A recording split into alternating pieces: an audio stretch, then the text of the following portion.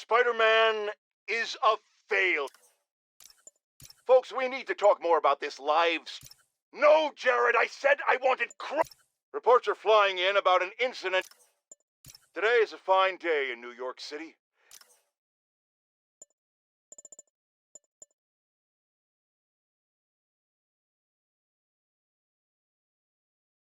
Spider-Man is a failure.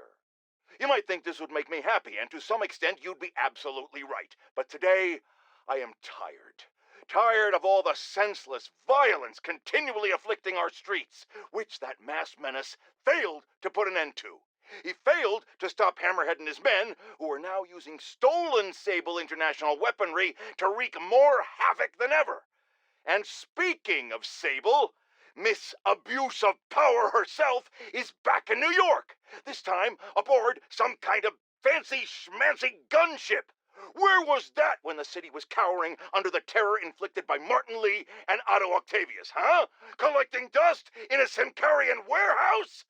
It's a shame she and Spider-Man couldn't have done us all a favor and just taken each other out.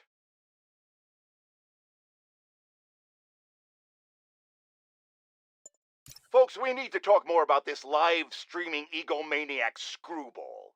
It's bad enough her show features and glorifies that narcissistic webhead Spider-Man, but her shows, if you can even call them that, are putting hard-working New Yorkers in harm's way just so she can gain followers, whatever that means. Can't you see her ridiculous stunts are nothing more than a desperate ploy for attention? Come on, folks, you're smarter than that. By watching her shows, you're literally hurting yourselves. So, you ask, what should we do instead, Jonah? Here's an idea. Tune into my show instead. The only thing I'll hurt you with is the truth. Damn, that's a good line. Write that one down, Jared. Let's use it in the next promo. No, Jared, I said I wanted crushed ice, not... What do you mean we're live? Oh. Ha-ha! Listeners, brushheads, stop me if you heard this one before. Spider-Man just chased a bunch of thugs through the streets, putting citizens in danger and leaving millions in property damage in his wake. And this time, he had a little help from a certain silver-haired vigilante who turned the financial district into her own personal shooting gallery with a flying death machine. But that's not the worst of it, folks. Oh, no. What could be worse, you ask? The traffic, the gridlock. It was so bad that yours truly missed a very important dental appointment. Now I have to wait 6 months for the next opening. How many other people missed dental appointments because of this? Dozens? Hundreds? Thousands? Which, of course, leads us to the obvious conclusion. Spider-Man causes tooth decay. Reports are flying in about an incident in Midtown involving, you guessed it, Spider-Man. It's the same old story, same old menace. But here's a terrifying little wrinkle. My sources tell me that the Magia crime boss Hammerhead has now gone, and I quote, full cyborg. First we have robotic octopuses, and now a meched up Magia?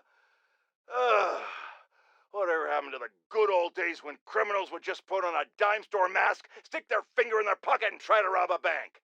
Oh, right! Spider-Man happened! Today is a fine day in New York City. At long last, Hammerhead has been taken down for good, cyborg parts and all. I will even give Spider-Man and Silver Sable an ounce of credit. They did, after all, land the final blow. However, while the mainstream media trips over itself to heap lavish praise on these vigilantes, allow me to give you a dose of facts. Hammerhead would have never gotten this far had it not been for Silver Sable leaving behind all her gear in the city. And don't get me started on Spider-Man stoking the fires of a gang war and forcing a decorated police captain into administrative leave. So sure, they cleaned up the mess, but they were also the ones that made it.